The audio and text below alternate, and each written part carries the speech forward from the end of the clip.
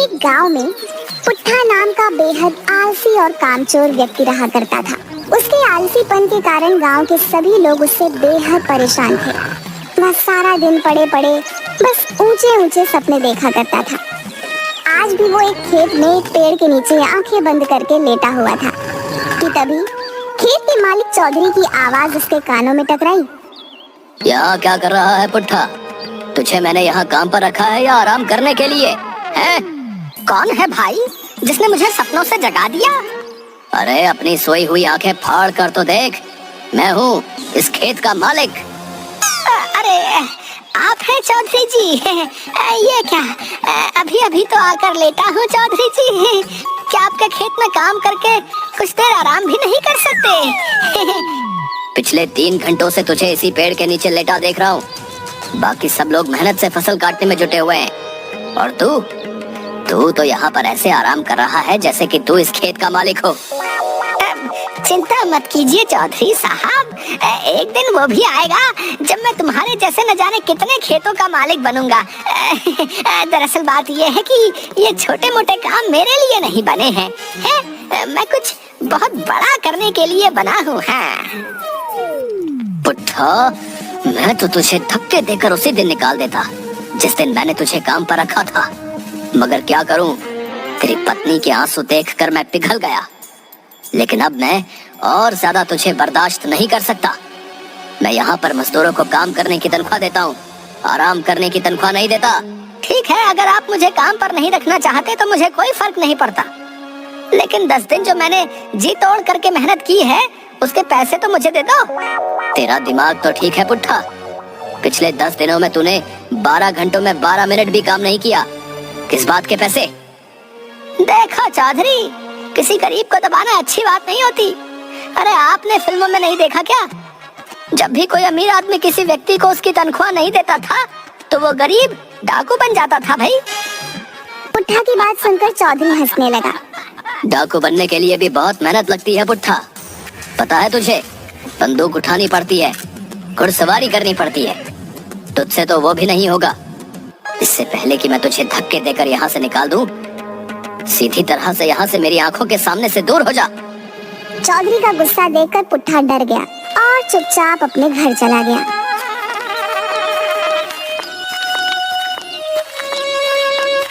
दोपहर के वक्त पुट्ठा को घर पर देखकर उसकी पत्नी शर्मिली को गुस्सा आ गया। अरे इतनी जल्दी काम से कैसे आ गए? तुम्हारा काम तो शाम को खत्म होता है ना? चौधरी ने मुझे काम से निकाल दिया। काम से निकाल दिया? लेकिन क्यों? अरे मैं उसके खेतों में 10 मजदूरों के बराबर जी तोड़ मेहनत करके काम कर रहा था। कुछ मिनट पेड़ के नीचे आराम करने के लिए क्या बैठ गया है, वो बुरी तरह से भड़क गया। हे भगवान, बड़ी मुश्किल से तो चौधरी के सामने आंसू बहाकर तो तुम्हें काम दिलवाया था, लेकिन तुम्हें वहाँ से भी निकाल दिया गया। आखिर तुम्हारा ये आलसपन कब जाएगा? कब तुम कामचोर से एक मेहनती इंसान बनोगे? गांव की सारी औरतें मेरा मजाक उड़ाती हैं। अरे तुम उनकी बातों पर ज्यादा ध्यान मत दिया करो। कितनी बार कहा है कि औरतों की तो आदत ही है एक दूसरे का मजाक बनाना। तुम्हें अपनी पत्नी का मजाक उड़वाना तो मंजूर है, लेकिन काम करना मंजूर नहीं है। अरे और पत्नियों को तो शिकायत रहती है कि उनके पति उनके साथ ज्यादा समय नहीं बिता पाते। तुम्हें तो खुश होना चाहिए शर्मिली कि तुम्हारा पति तुम्हारे हमेशा आसपास रहता है। इस तरह से तुम्हारे आसपास होने से मुझे क्या फायदा? इससे तो अच्छा तुम गायब हो जाओ। रसोई घर में कल रात ही आटा खत्म हो गया और राशन भी बिल्कुल नहीं है। मुझे कोई मतलब नहीं है, कहीं से भी लाओ पर राशन लेकर आओ। मैं राशन कहाँ से लेकर आऊँगा शर्मिली? चौधरी ने मुझे 1 पैसा भी नहीं दिया। पैसे काम करने के दिए जाते हैं, आराम करने के लिए नहीं दिए जाते। जो भी हो, मैं तुम्हें काम पर लगवाते लगवाते तंग आ चुकी हूँ। जाओ किसी से उधार मांग कर लाओ या डाका डाल कर लाओ, लेकिन आज तुम्हें महीने भर का राशन लेकर आना है। उसके बाद तुम महीने भर आराम से चाहे तो सोते रहना, मैं तुमसे कुछ नहीं बोलूंगी। और सुनो, राशन लिए बगैर घर में घुस मत जाना। इतना कहकर शर्मिली ने वहाँ रखा चाकू गुस्से से उठा लिया। ये क्या कह रही हो शर्मिली? मैं तुम्हारा पति हूँ, क्या तुम मुझे मारकर विधवा बनोगी? इससे तो अच्छा मैं विधवा ही सही रहूंगी। कम से कम मुझे सुकून तो होगा कि मैं विधवा हूँ, मेरा पति मर चुका है। शर्मिली का गुस्सा देख पुट्ठा तुरंत बाहर आ गया और बड़बड़ाते हुए बोला, हे भगवान, बच गया आज। ये शर्मिली को आज क्या हो गया? आज तो मेरी खैर नहीं। आज तो शर्मिली ने साक्षात काली का रूप ले लिया। लेकिन मैं राशन कहाँ से लेकर आऊंगा? गांव के हर व्यक्ति से तो मैं उधार मांग चुका हूँ।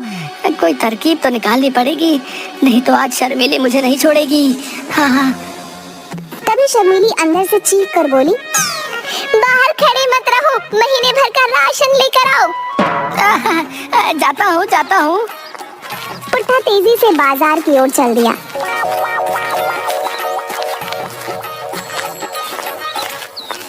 मगर कुछ ही दूर जाकर वह थक गया। कितनी गर्मी है, मुझे तो थकान सी महसूस हो रही है। एक काम करता हूँ, किसी पेड़ की छाया में बैठकर थोड़ा आराम कर लेता हूँ।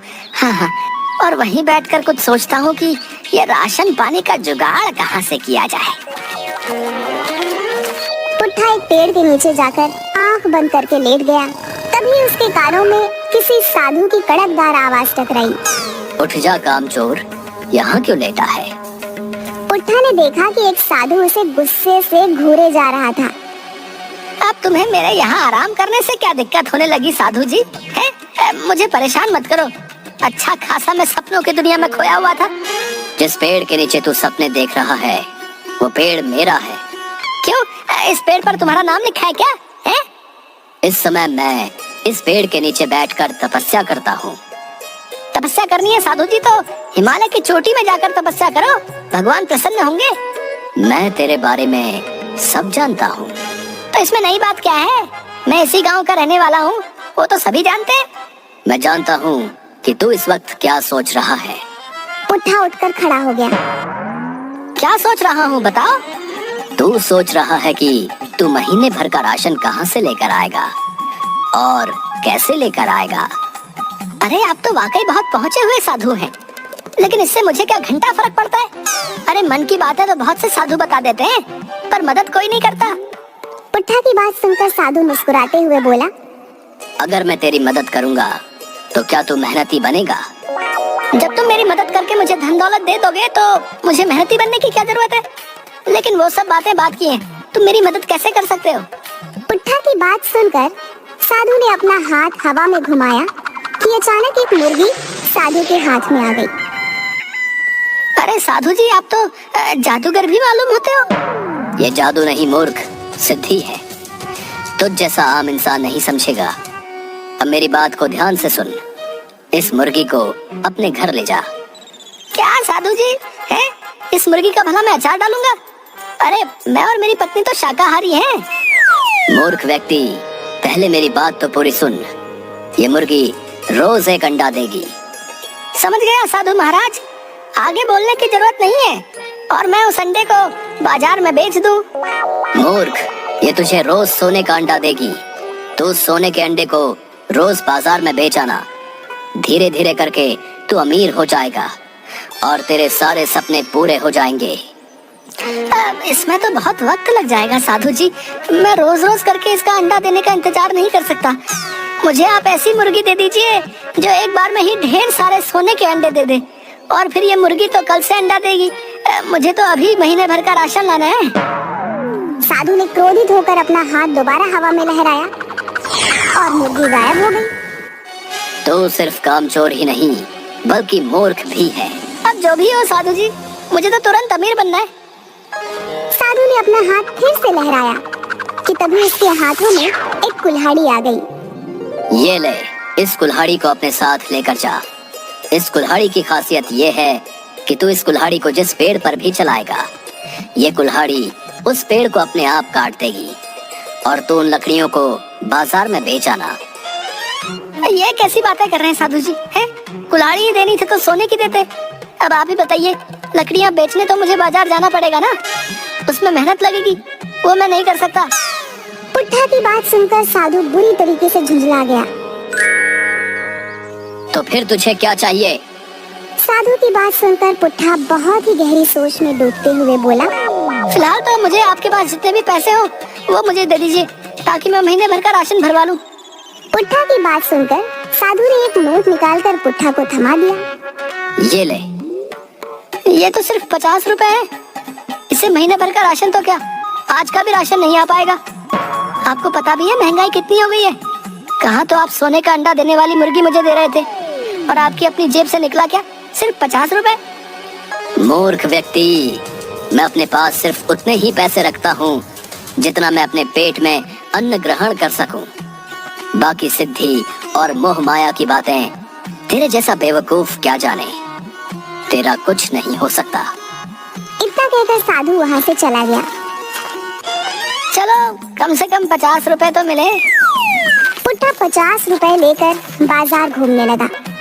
तभी पुट्ठा की नजर गांव में बनी एक नई छोटी सी दुकान पर पड़ी, जहां पर गरम गरम समोसे बन रहे थे। लगता है ये दुकान नई है और समोसे बनाने वाला भी इस गांव में नया लगता है। ये समोसे की खुशबू बहुत अच्छी आ रही है। चलो एक काम करता हूँ, कुछ समोसे इसी 50 रुपए के खरीद लेता हूँ। अगर राशन का जुगाड़ नहीं हुआ तो शर्मीली समोसे खाकर ही पेट भर लेगी। कम से कम समोसे खाकर उसका गुस्सा तो शांत हो जाएगा। पुट्ठा सीधा समोसे की दुकान पर चला गया। पुट्ठा दुकानदार से बोला, लगता है इस गांव में नए हो? जी बाबू साहब, कुछ दिन पहले ही मैंने दुकान खोली है। सुना है इस गांव में काफी खुशहाली है। हाँ हाँ वो तो है। वैसे एक समोसा कितने का दे रहे हो? 5 रुपए का एक समोसा है। इस महंगाई ने भी कमर तोड़ दी है भैया। हमारे बचपन में 1 रुपए के 5 समोसे आया करते थे। वो जमाने लद गए साहब।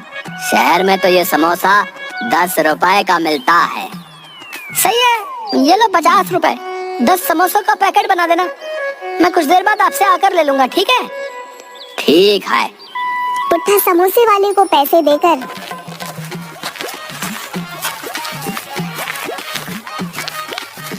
बाजार में इधर उधर नजरें दौड़ाने लगा। तभी उसकी नजर एक राशन की दुकान पर पड़ी। पुट्ठा उस दुकान में घुस गया। ये लो झोला और महीने भर का राशन भर दो, और पैसे हिसाब में लिख लेना। मैं अगले महीने दे दूंगा, ठीक है? तेरा दिमाग तो ठीक है पुट्ठा, है? अबे तूने तो पिछली उधारी ही नहीं चुकाई। पिछले 6 महीने से तू मुझसे यही कह रहा है कि कल दे दूंगा, कल दे दूंगा। मेरे पैसे देना तो दूर, तू उल्टा उधार मांगने वाला चला आया। आ गया से। अरे अगर राशन नहीं देना तो अकड़ क्यों रहे हो भैया? हैं? आपको किसी गरीब की बेइज्जती करते हुए शर्म नहीं आती? अबे तू पिछला उधार दिया नहीं और नया उधार मांगने और आ गया। तेरी आरती उतारू क्या है बे? देख पुट्ठा, मैं तुझे 1 रुपए का भी उधार नहीं देने वाला। सबसे पहले पिछली उधारी चुका, और उसके बाद जो भी सामान खरीदना है नगद खरीद। तभी दुकानदार के पास उसका नौकर भोला आ गया। दुकानदार भोला से बोला, अरे भोला, वो जो समोसे वाला है, उससे तू मेरी पत्नी का हार छुड़वा आया क्या? हाँ साहब, मैंने उसे पूरे पैसे दे दिए। भोला की बात सुनकर पुट्ठा सोच में पड़ गया। उसने आंखों के इशारे से भोला को अपनी ओर बुलाया। इतनी बड़ी राशन की दुकान का मालिक होकर इसने उस समोसे वाले को अपनी पत्नी का हार क्यों दे दिया? अरे वो समोसे वाला जो है ना, समोसे के साथ साथ ब्याज का भी काम करता है। मालिक को पैसों की जरूरत थी, तो उन्होंने अपनी पत्नी का हार समोसे वाले के यहाँ गिरवी रख दिया। आज पैसे देकर वो हार छुड़वा लिया। तभी पुट्ठा के दिमाग में एक विचार आया। बड़ा अकड़ रहा था ना, अभी तुझे बताता हूँ।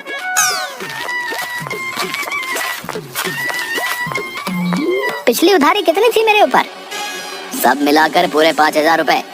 मैं जानता था तुम मुझे उधार नहीं दोगे, इसीलिए मैं अपनी पत्नी की अंगूठी चुपके से ले आया था, और मैंने उसे 10,000 रुपए में समोसे वाले के पास गिरवी रख दिया था।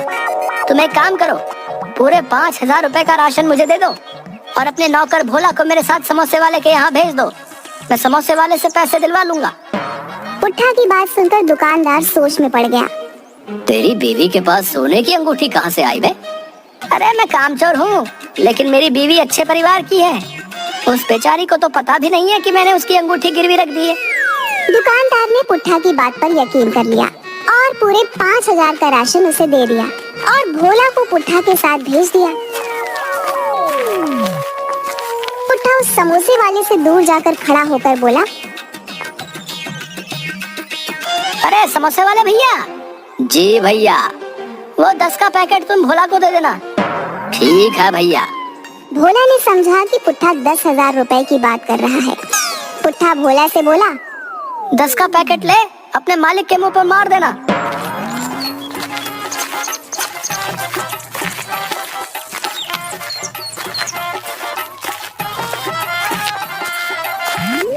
राशन देखकर शर्मीली हैरत में पड़ गई। ये महीने भर का राशन कहाँ से ले आए तुम? अरे तुमने तो कहा था चोरी करके लाओ या डाका डाल कर लाओ, कहीं से भी लाओ, तो मैं ले आया भाई। हे भगवान, उस वक्त मैं गुस्से में थी। तुमने कहीं वास्तव में चोरी तो नहीं की? अरे नहीं नहीं शर्मीली, इस बार मैंने अपना तेज दिमाग का इस्तेमाल किया है।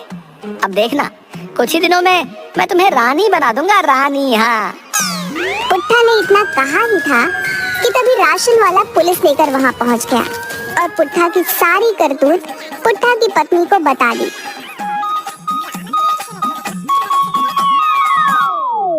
अरे लोगों को बेवकूफ बनाता है बे। चल थाने ले जाकर तेरी वो पिटाई करूंगा कि तू लोगों को बेवकूफ बनाना भूल जाएगा। मुझे माफ कर दो थानेदार साहब, मैं आइंदा ऐसी हरकत नहीं करूंगा। अरे तू माफी के लायक नहीं है, तू एक शातिर ठग है। फिल्मी स्टाइल में लोगों से ठगी करता है। जरूर तूने राजू चाचा मूवी देखी होगी। न, मैंने ऐसी कोई फिल्म नहीं देखी थानेदार साहब। अबे अगर ऐसी कोई मूवी नहीं देखी तो फिर उसी स्टाइल में ठगी करने का विचार तेरे दिमाग में कैसे आ गया? इन्हें माफ कर दीजिए थानेदार साहब, इनकी तरफ से मैं माफी मांगती हूँ। ये जो राशन दुकानदार साहब को बेवकूफ बनाकर लाए हैं, मैं वो पूरा राशन वापस करने को तैयार हूँ। इतना कहकर शर्मीली ने सारा राशन उस दुकानदार को पकड़ा दिया। पुलिस वाले को तो शर्मीली के ऊपर तरस आ गया और उसने पुट्ठा को छोड़ दिया।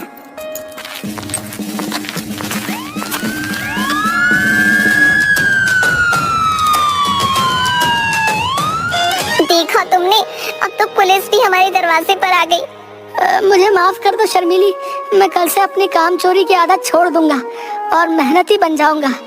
इससे अच्छा तो मैं उस साधु की बात मान लेता, तो मैं ज्यादा फायदे में रहता। कौन सा साधु और कौन सी बात? पुट्ठा ने अपनी पत्नी को सारी घटना बता दी।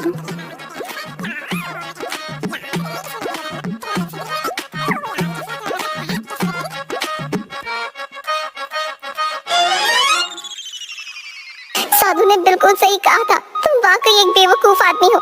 अपने नाम के मुताबिक पुट्ठा के पुट्ठा ही रहोगे। उस रात शर्मीली और पुट्ठा भूखे ही सो गए और अगली सुबह शर्मीली जब आँख खोलती है तो शर्मीली ने देखा उसके बगल में कुछ पैसे रखे हुए थे। शर्मीली ने तुरंत अपने पति पुट्ठा को उठाया। ये पैसे कहाँ से आए? पैसों को देखकर पुट्ठा सोच में पड़ गया। तभी सामने वही साधु प्रकट होकर बोला, ये पैसे मैंने रखे हैं बेवकूफ, क्योंकि तूने मुझसे पैसे ही मांगे थे। चाहता तो मैं तुझे सोना चांदी भी दे सकता था, लेकिन उससे तू और कामचोर हो जाता। इन पैसों से अपने घर का महीने भर का राशन ले आना और इनमें से जो कुछ पैसे बचेंगे तो उन बचे हुए पैसों से कोई छोटा मोटा कारोबार कर लेना और मेहनत से पीछे मत हटना। मुझे माफ कर दीजिए साधु महाराज, मैं मेहनत से अब पीछे नहीं हटूंगा। हाँ। साधु मुस्कुराता हुआ वहाँ से गायब हो गया और पुट्ठा देखते ही देखते मेहनती और एक सफल कारोबारी बन गया। कुछ ही सालों में वो गांव का सबसे अमीर आदमी बन गया। आज पुट्ठा की गिनती सफल व्यापारियों में होती है